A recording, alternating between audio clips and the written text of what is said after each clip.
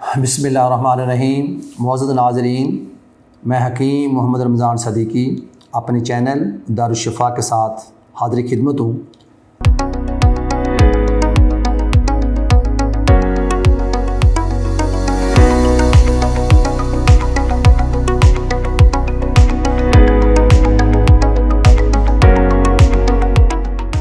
आज मेरे दोस्तों ने एक नया टॉपिक दिया है, वो है गोश्त के मुतल्लक़। आप जानते हैं कि ईद उल अज़हा करीब करीब है, क़ुरबानी वाली ईद। इस ईद के ऊपर गोश्त ज़्यादा मिक़दार में ज़्यादा इस्तेमाल होता है। सब हैसियत लोग तो मुअज़्ज़ज़ नाज़रीन सारा साल खाते रहते हैं, लेकिन गरीबुल ग़ुरबा लोग, आम लोग, साल में उनको एक मौका ही आता है, वो है इस ईद के ऊपर गोश्त खाना। गोश्त बड़ी सेहत है, इसके अंदर प्रोटीन, चर्बी, नमकियात और पानी का मजमू होता है और ये हमारे बदन की एक अहम ज़रूरत है। ताकत देता है हमारे आसाब को, हमारे वजूद को, हमारे दिमाग को, हमारे दिल को। बहुत ज़्यादा इसकी अफादियत होती है उम्दा गोश्त खाने से। सबसे पहले हमारे इल्म में होना चाहिए, मुख्तलिफ़ जानवरों का मिजाज मुख्तलिफ होता है। उसमें ऊँट का गोश्त ज़ाहिर है वो कुर्बानी पर इस्तेमाल होता है, लोग बड़े शौक़ से खाते हैं। फिर गाय है, और फिर दुम्बा, और फिर बकरा। ये चार चीज़ें ऐसी हैं, इनका गोश्त कसरत से इस्तेमाल होता है।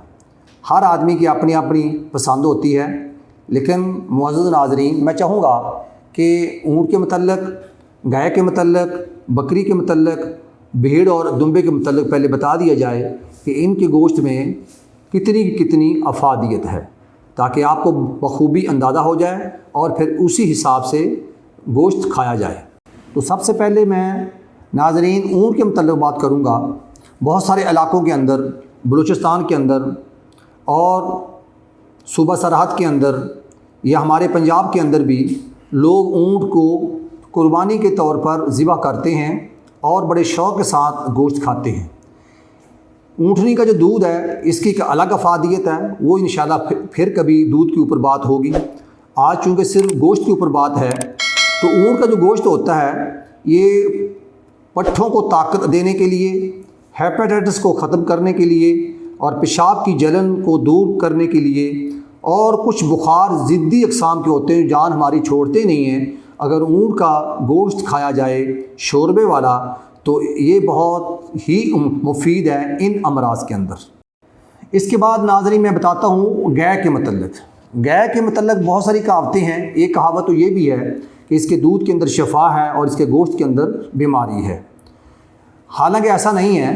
बीमारी उस वक्त होती है जब हम उसकी कसरत ज़्यादा कर देते हैं, हद तोड़ कर गोश्त खाया जाए, बेशक ऊँट का हो, बकरे का हो, मुर्गे का हो, या फिर गाय का हो या दुम्बे का हो, तो वो नुकसानदेह साबित होता है।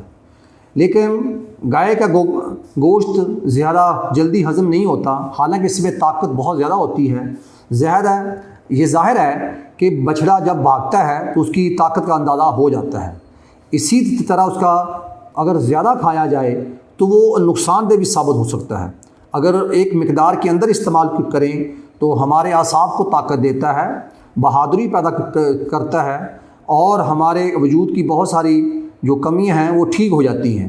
लेकिन इसका ज़्यादा इस्तेमाल हमारे अंदर उदासी, चिड़चिड़ापन, जनून, अर्थराइटिस और शटीका जैसे अमराज बढ़ने का बायस होते हैं गाय के गोश्त के साथ। नाज़रीन, इसके साथ एक और तकलीफ़ का इजाफ़ा हो जाता है, वो है मसूड़ों की तकलीफ़। आप जानते हैं कि ज़्यादा गोश्त खाने से मसूड़े ज़ख्मी हो जाते हैं, ये सूज जाते हैं, वर्म इसके अंदर आ जाता है और फिर पीप पड़ने के बाद दांत ऐसा ऐसा कमज़ोर हो जाते हैं। अब मैं बात करता हूँ आपके सामने बकरे के गोश्त का। हर उम्र के अफराद के लिए मुफीद है, उम्दा खून पैदा करता है, जल्द हज़म हो जाता है, इसका मगज़ ताज़गी फराहम करता है।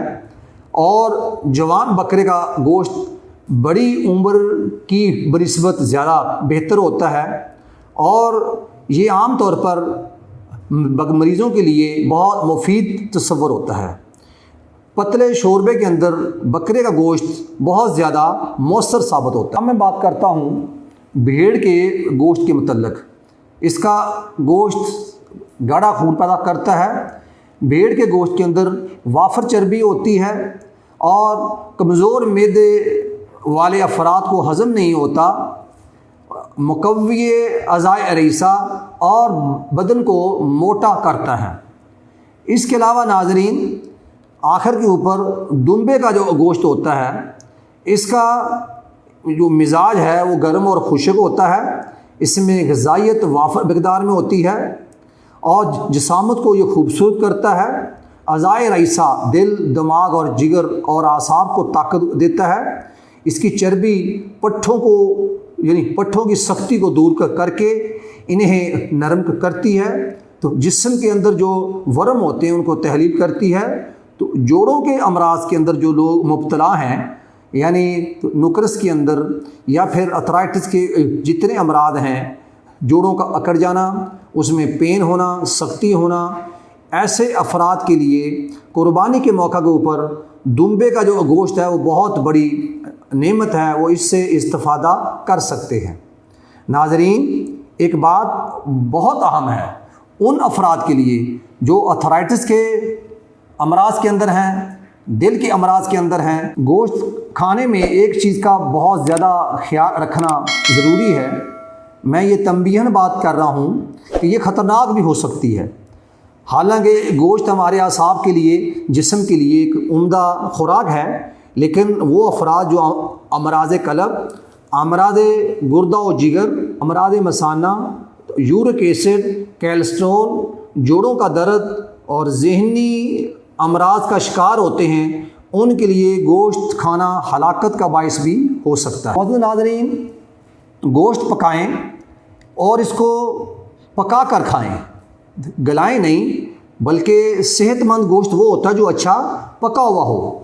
میں ایک چیز بتاتا ہوں آپ کو، اگر وہ اس کا استعمال کر لیا جائے تو گوشت ہمارے جسم کے لیے بہت فائدہ مند ثابت ہوگا۔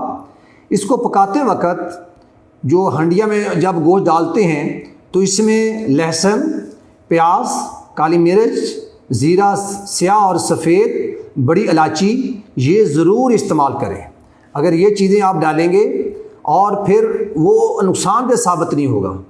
ناظرین، ایک اور اہم چیز بتاتا ہوں، گوشت کھانے کے بعد لوگ عام طور پر پیپسی کوک استعمال کرتے ہیں، جو ایک زہریلا مادہ اندر پیدا کرنے کی ہم خود کوشش کرتے ہیں۔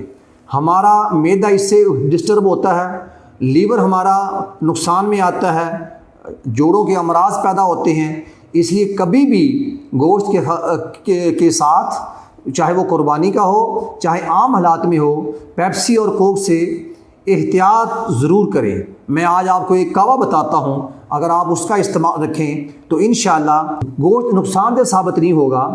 اس کے اندر الائچی ہے، اس کے اندر پودینہ ہے، اس کے اندر ادرک ہے اور سونف ہے۔ لیموں کا استعمال بھی آپ اپنے ذائقہ کے لیے استعمال کر سکتے ہیں۔ ہلکی چینی یا شکر استعمال ہو سکتی ہے مٹھاس کے لیے۔ معزز ناظرین، جب بھی آپ گوشت کھائیں یہ کہوہ 2 ٹائم ضرور استعمال کریں۔ انشاءاللہ یہ آپ کو ہر قسم کی تکلیف سے محفوظ رکھے گا اور ہضم کی اصلاح کرے گا، اور اندر ہمارے گیس اور قبض کی شکایت بھی نہیں ہوگی اور جسم ہمارا ہلکا ہو جائے گا۔ پودینہ، سونف، الائچی، ادرک اور لیموں، اپنا بہت سارا خیال کیجیے گا۔ اللہ حافظ۔